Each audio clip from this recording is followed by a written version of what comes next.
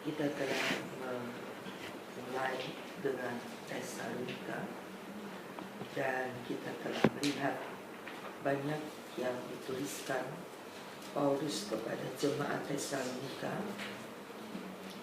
yang merupakan buah pemberitaan Paulus.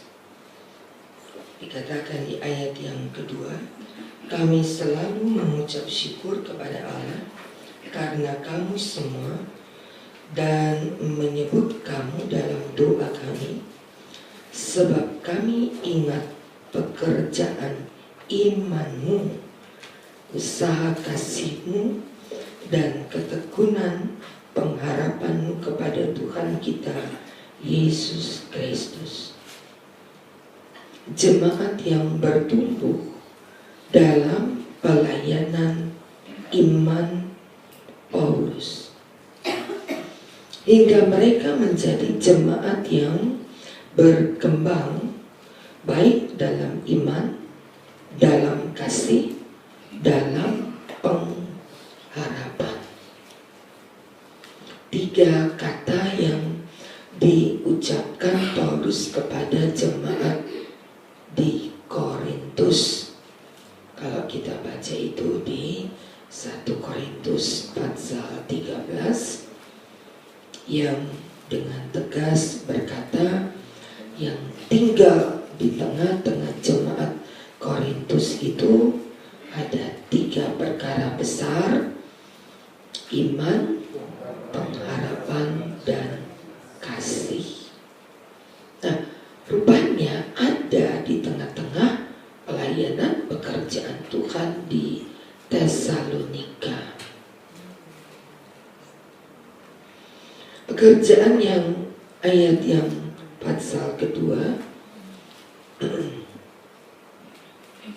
ayat yang kedua, tetapi sungguh pun kami sebelumnya, seperti kamu tahu, telah dianiaya, dihina di Filipi. Namun dengan pertolongan Allah kita, kami beroleh keberanian untuk memberitakan Injil kepada kamu dalam perjuangan yang berat.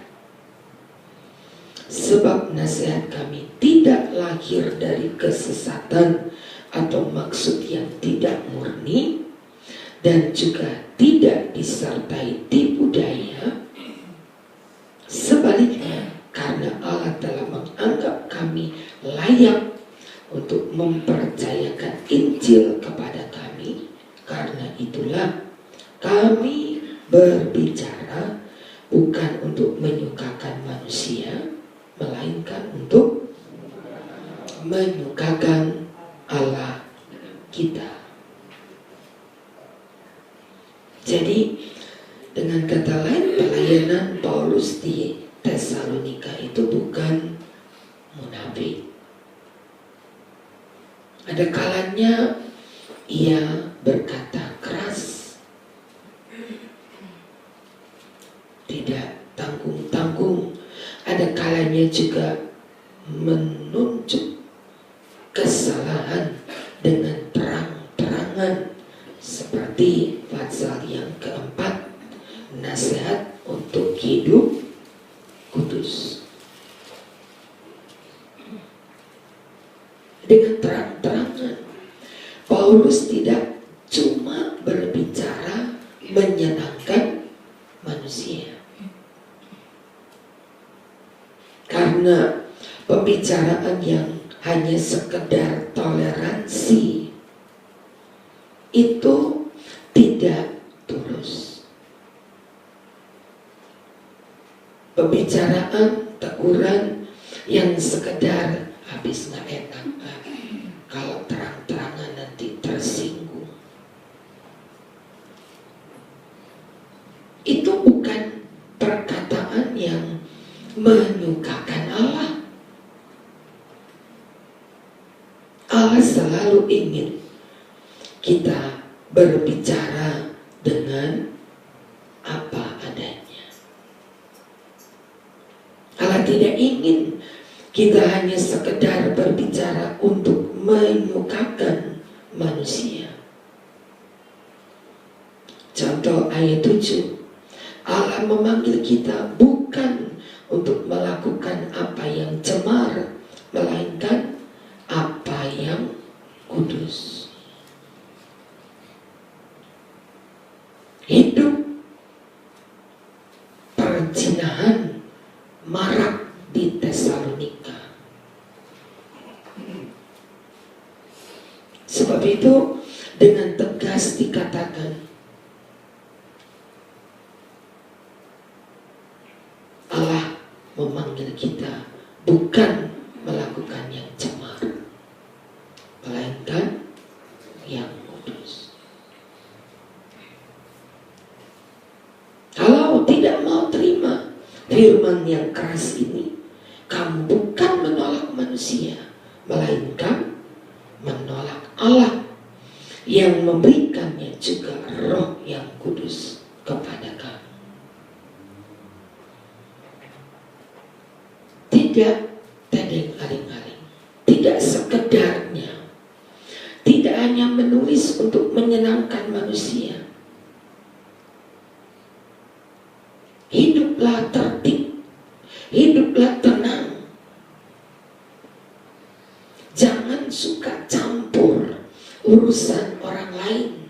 Begitu dikatakan ayat 11. Hiduplah dengan sopan di mata orang luar dan tidak bergantung kepada mereka. Paulus dengan terang-terangan dia menegur orang-orang Tesalonika. Tapi sekalipun demikian, Paulus tetap mempunyai hati kasih. Ia bukan cuma sekedar menegur. Firman Allah yang disampaikan bukan hanya sekedar firman Allah yang kedengarannya untuk memerahkan telinga, tapi untuk memperbaiki. Ayat yang ke-7 pasal 1 ayat 7, sehingga kamu menjadi teladan,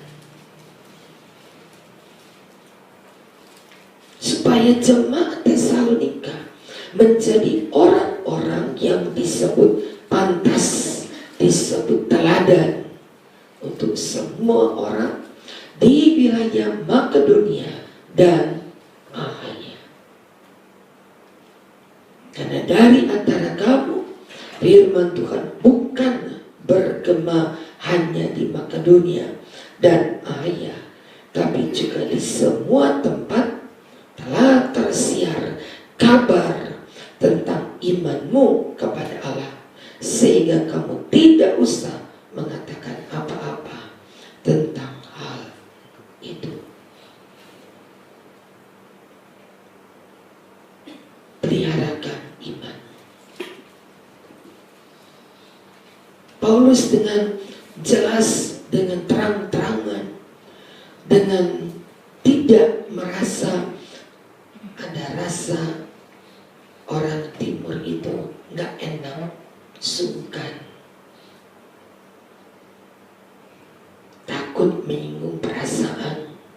Jadi kalau berbicara ya yang enak didengar saja. Firman Allah sekali lagi bukan disampaikan untuk menyukakan manusia, tapi menyukakan Allah yang menguji hati manusia. Ini yang Allah mau, ini yang Allah inginkan dalam ibadah kita kepada Tuhan. Ingin Allah lihat adanya perkembangan ibadah yang tidak hanya sekedar kelihatan tampak luar, kelihatan ibadahnya itu baik, kelihatan ibadahnya itu memang dia benar-benar orang suci dia. Tapi ibadah yang berkenan menyukakan Allah. Amin. Ini yang dicari Allah. Tidak sekedar hanya apa yang menyenangkan manusia. Sebab itu belum tentu menyukakan Allah. Yang Allah inginkan satu kehidupan ibadah. Ibrani berkata, dengan cara yang berkenan kepada Allah, bukan cara manusia. Cara yang berkenan kepada Allah. Dan saudara tahu apa sih hidup ibadah yang berkenan kepada Allah? Hidup ibadah yang membawa diri sebagai persembahan. Di mana ayatnya?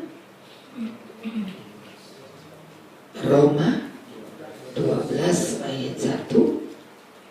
Bu Erna, Roma 12 ayat 1.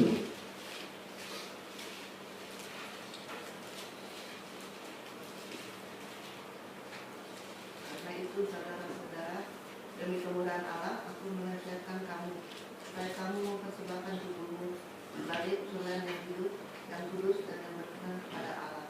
Itu adalah ibadahmu yang sejati. Itu ibadahmu yang sejati. Berkenan kepada Allah. Kalau cuma sekedar berkenan kepada manusia, kita nggak usah pikirkan apa yang menjadi berkenan kepada Allah.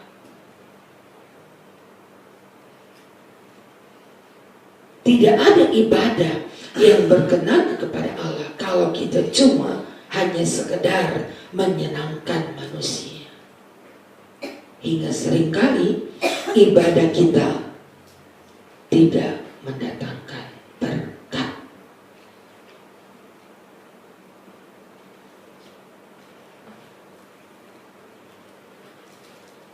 Allah sangat menantikan ada satu kehidupan yang berkenan kepada Allah. Allah inginkan kita mempunyai ukuran ibadah. Adalah ukuran yang tidak hanya sekedar enak dipandang, tapi satu kehidupan yang jauh berkenan kepada Tuhan. Mari belajar untuk hidup ibadah kita ini mendatangkan berkat. Rugi saudara kalau hidup ibadah kita tidak mendatangkan berkat. Sudah capek, hari Minggu tidak istirahat, sudah melayani, sudah berkorban, membuang ongkos, tapi tidak berkenan juga kepada Tuhan. Bukankah satu hal yang rugi? Amsal 2, 1 Tesalonika 2 ayat yang ke-11. Kamu tahu betapa kami, ayat 11, seperti Bapa terhadap kamu, menasehatkan, menguatkan hatimu, meminta dengan sangat, ayat 12, supaya kamu hidup sesuai dengan kehendak Allah yang memanggil kamu ke dalam kerajaan dan kemuliaannya. Supaya kamu hidup sesuai dengan kehendak Allah yang memanggil kamu. Jadi kita mempunyai satu kehidupan yang diukur oleh Allah. Ingat itu Wahyu 11. Diukur oleh Allah. Tidak semuanya diukur, tapi apa yang diukur oleh Allah? Wahyu 11 berkata, yaitu bait Allah, mezbah, dan cara ibadah kita. Ini yang diukur. Kita sebagai bait Allah diukur oleh Allah. Ukurannya tepat enggak? Katanya Ukuran bait Allah adalah ukuran Yeskel 43. Semuanya kudus. Bicara kudus, berbuat kudus, berpikir kudus, bersikap kudus. Itu bait Allah yang disebut bait kudus Allah.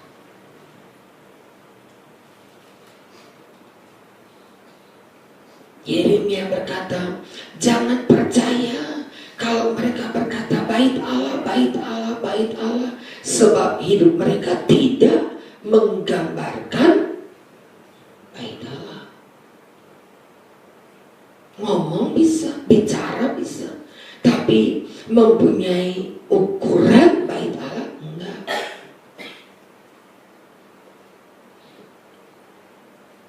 Ribuan masuk gereja, wah bercoba-coba.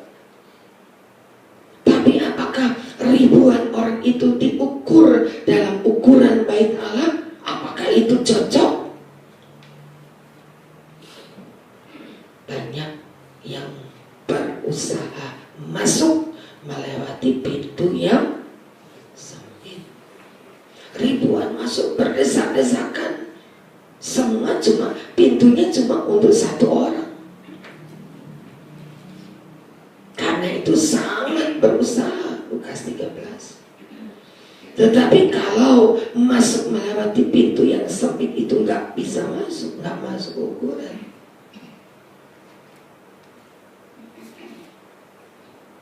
Ada ukuran. Yang diukur adalah bait Allah, hidup kita. Benar, hidup kita sebagai bait Allah dengan ukuran Allah tidak pakai banyak ukuran. Ukurannya cuma kekudusan.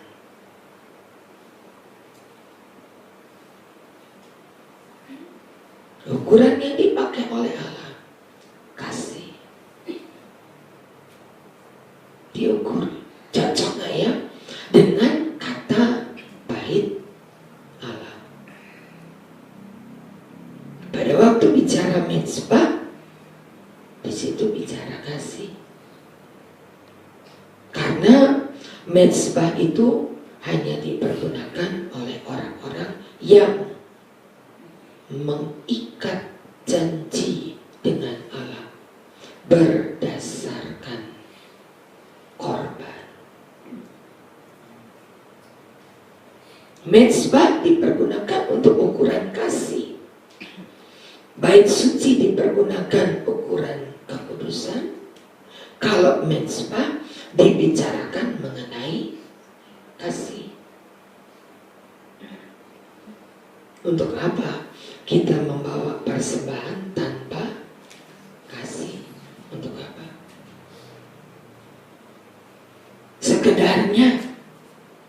Sebab itu jangan mengomentari. Silakan kita memberikan persembahan dengan sukarela. Kalau Tuhan Yesus di atas salib sukarela, ada nggak yang rela? Naik di atas kayu salib dengan sukarela, tangannya aja deh yang dipaku.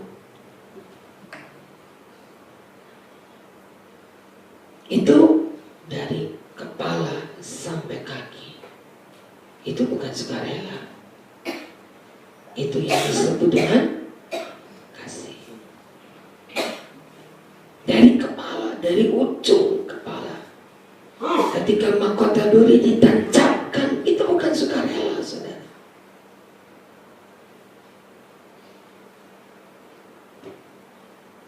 Ketika tangan, kaki, lambung mulai ditusuk, mulai ditancapkan tombak, itu bukan sukarela. Itu kasih itu. Mezbah tanpa kasih. Mazmur 50 ayat 5 berkata, bawa kemari orang-orang yang mengikat perjanjian dengan aku berdasarkan korban. Diukur oleh Tuhan. Diukur oleh Tuhan bagaimana persembahan kita. Bukan banyak sedikitnya, tapi bagaimana cara kita memberi. Diukur oleh Allah. Bagaimana saudara mengutamakan Allah.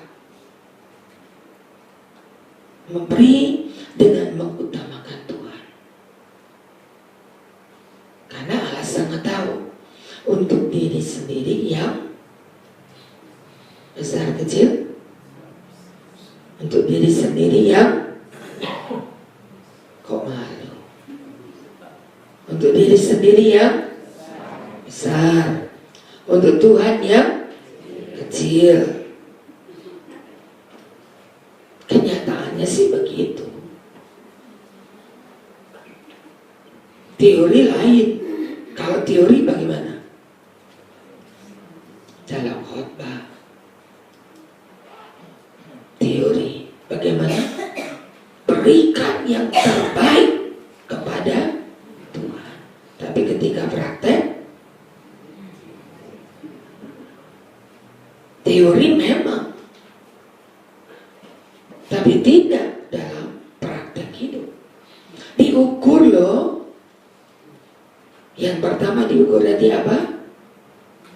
Bait suci. Yang kedua diukur mezbah.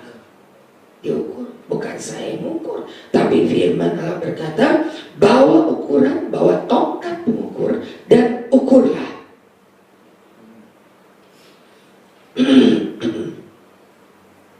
Firman Allah berkata, bukan sekedar menyukakan manusia.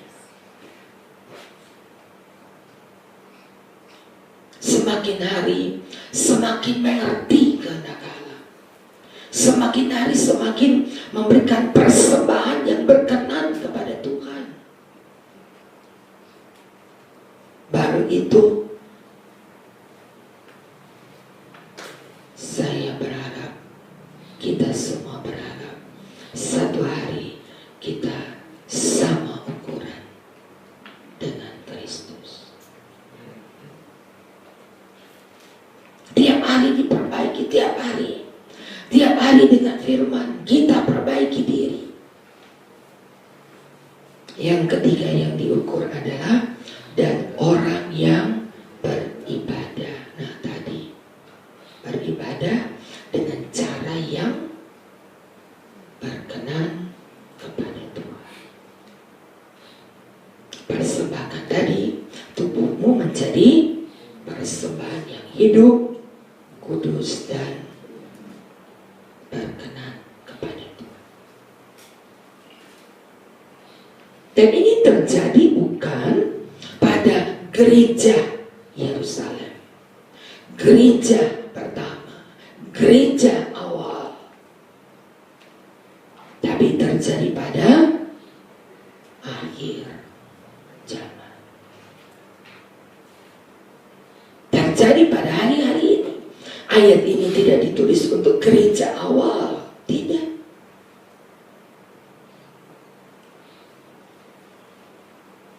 Tapi ayat-ayat ini dituliskan untuk kita yang hidup di akhir zaman. Punya ukuran yang jauh lebih sukar dibandingkan dengan gereja yang mula-mula.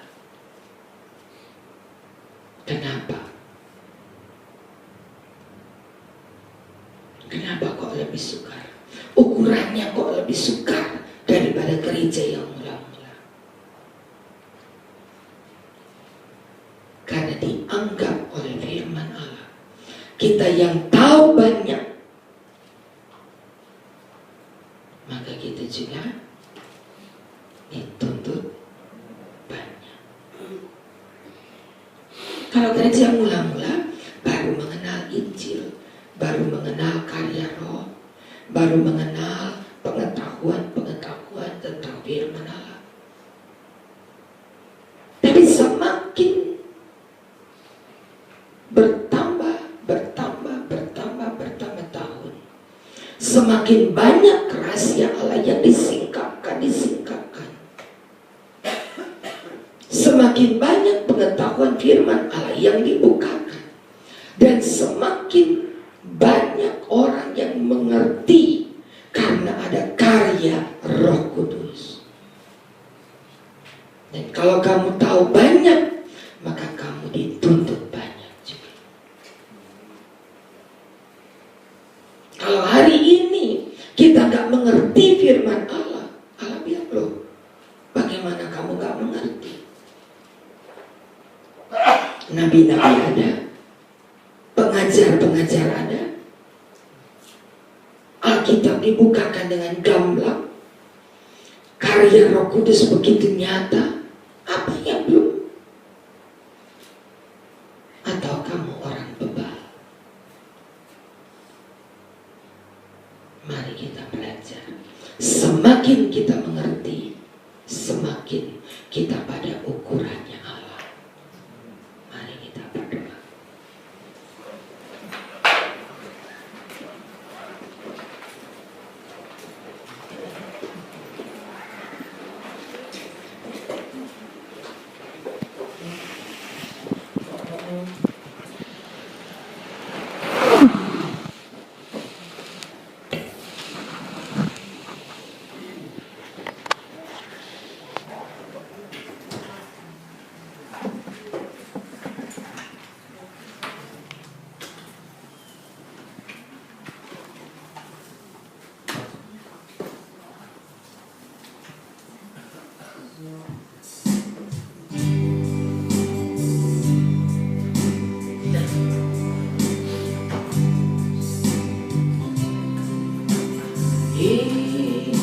Inilah aku,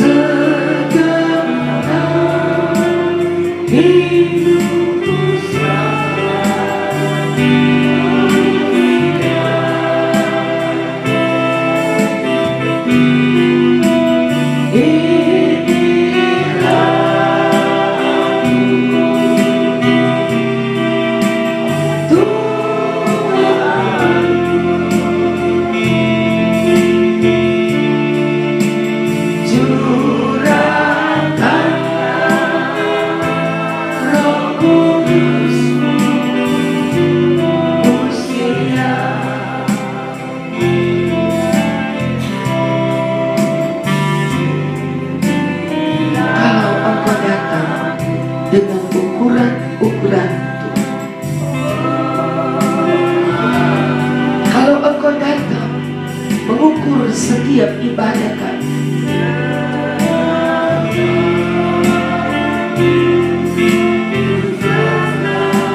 Tapi kalau engkau temukan kami tidak pada ukuran-ukuranmu, sebab seringkali ibadah kami cuma menyukakan manusia, ampunilah kami Tuhan.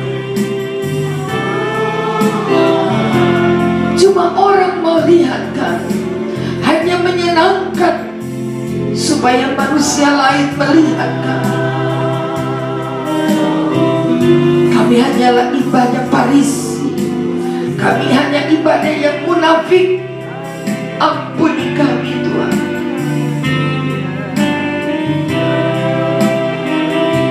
Ajar kami menyukakan Allah.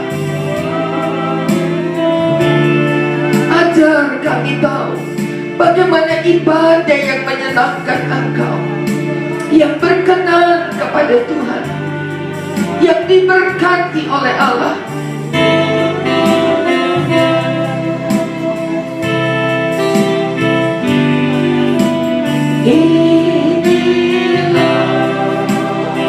Inilah kami Tuhan, inilah ibadah kami, inilah tiap-tiap pribadi kami.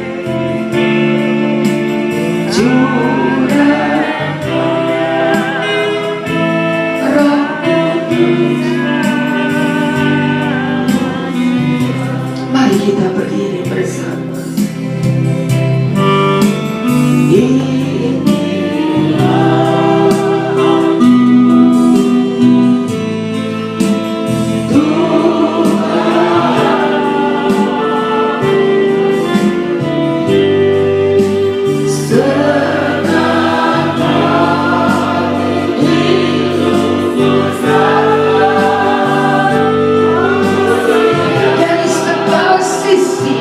Aku perhatikan ibadah kami.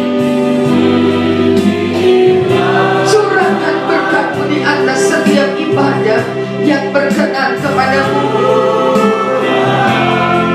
Haleluya, haleluya Yesus. Curahkan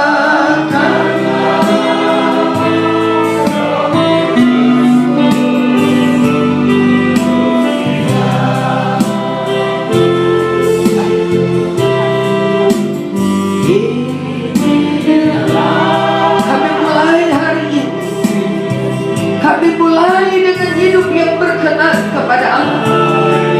Kami mulai dengan ibadah yang diukur dengan tongkat Allah.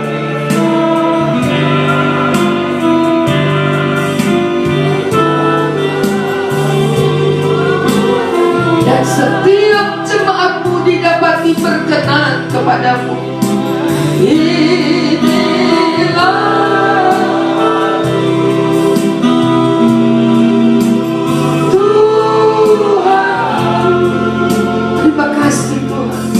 Mulai dengan berkat baru, mulai dengan hati yang diberkati oleh Allah.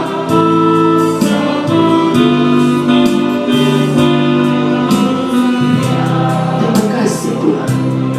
Terima kasih Roh Kudus, pimpinan-Mu memberkati kami, memberkati anak-anak kami, memberkati keluarga kami,